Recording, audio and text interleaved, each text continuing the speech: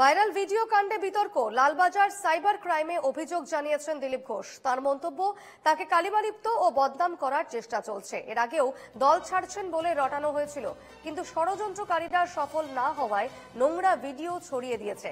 Police ব্যবস্থা না নিলে আমি আদালতের দ্বারস্থ হব, হুঁশিয়ারি দিলীপের।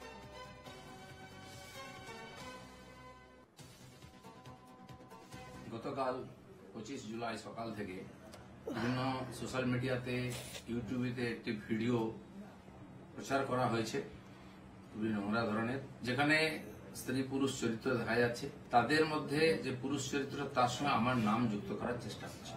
আমার ব্যক্তি চরিত্রকে হনন করার, আমার ব্যক্তি ইমেজকে ধ্বংস করার এটা খুব প্রচেষ্টা হয়েছে।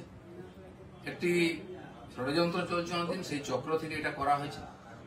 আমি পুলিশের সাইবার ক্রাইমেতে সর্বোচ্চ অফিসেতে আমার তরফ থেকে কমপ্লেন করেছি, যাতে তদন্ত করা হয় এবং যারা এই চক্রান্তে যুক্ত তাদেরকে এক্সপোজ করে আইনের সামনে আইনের দ্বারা সাজা দেওয়া হয়। আমি অপেক্ষা করছি যে কালকে প্রোগ্রাম আছে, প্রোগ্রামে আসুন।